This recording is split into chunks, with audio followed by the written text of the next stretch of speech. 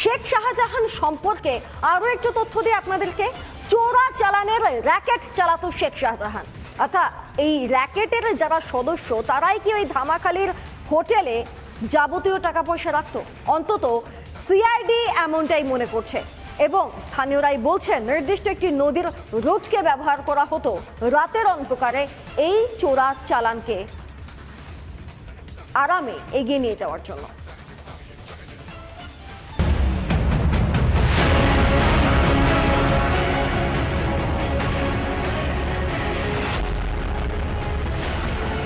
টাকা উদ্ধার হতেই শাহজাহানের র্যাকেট নিয়ে তোলপাড় সন্দেশখালীতে। দিনের পর দিন ধরে মানুষের ওপর অত্যাচার, তার উপর চোরা কারবার। স্থানীয়দের একাংশের প্রশ্ন, জেলে বসেও কি তাহলে কালো কারবার পরিচালনা করছে শেখ শাহজাহান?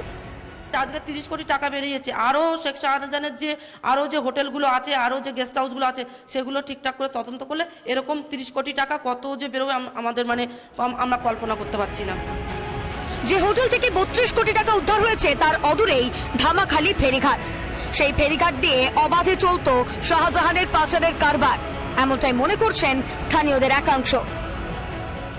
এই রায়মঙ্গল নদীর মাঝখানটাকেই পাচারকারীরা নিজেদের সেফ করিডোর বলে ব্যবহার করত। যে কোনো দুষ্কৃতিমূলক কাজ বা এই ধরনের টাকা উদ্ধার হওয়া বা টাকা চোরাচালান, এই সবটাই এই নদী পথে ব্যবহার করতো চোরাচালানকারীরা। নদীপথে কোনো চেকিং খুব কমই হয়, কারণ বিএসএফ বোট টোট থাকে, লঞ্চ টস থাকে না, এমন কোনো কথা না। তাই নদীপথ তো সহজ। হ্যাঁ, নদীপথে সহজ। নদীর বিভিন্ন শাখা আছে, জঙ্গল আছে, ঢুকে গেলাম এক জায়গায় মিটে গেল। শাহজাহানের 2 শাগরেদকে জিজ্ঞাসাবাদ, 32 কোটি টাকা উদ্ধার নিয়ে জিজ্ঞাসাবাদ। জেরায় উঠে এলো চাঞ্চল্যকর তথ্য। নেপাল, নাগাল্যান্ডেও নেটওয়ার্ক শাহজাহানের। নাগাল্যান্ড হয়েই বিদেশে পাচারের ছক।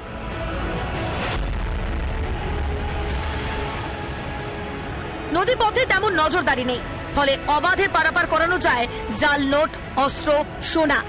পাচার করে দেওয়া যায় বাংলাদেশে। অনুপ্রবেশ করানোতেও নাম জড়িয়েছিল শাহজাহানের। এই নদীপথ যে পাচারকারী বা চোরাচালানকারীদের সহজ পথ, সেটা কার্যত পরিষ্কার। আর রায়মঙ্গলের এক প্রান্তে ভারত, অন্য প্রান্তে বাংলাদেশ, যেটা চোরাচালানকারীরা ব্যবহার করছে। বাংলাদেশ এখান থেকে আপনার লেবুখালী যেতে হবে, ওখান থেকে যেতে হবে ভান্ডারখালী, লেবুখালী, ওখান থেকে আপনার বাংলাদেশ যাওয়া যায় সহজ পথে। তাহলে তো অত দূর চেকিং চলে না, তার জন্য আপনার নদীপথটা সহজ হবে। মোট 8টি গ্রাম পঞ্চায়েত। এই পঞ্চায়েত ঘিরে রয়েছে 2টি নদী, বড় কলাগাছি ও ছোট কলাগাছি, যা মিশছে রায়মঙ্গল নদীতে। আর এখানেই আসল রহস্য। চোরাচালানে এই রুটই ব্যবহার হতো বলে মনে করছেন তদন্তকারীরা। ক্যামেরায় পার্থসারথী রায়ের সাথে অনুপম পাত্র, রিপাবলিক বাংলা, ধামাখালি।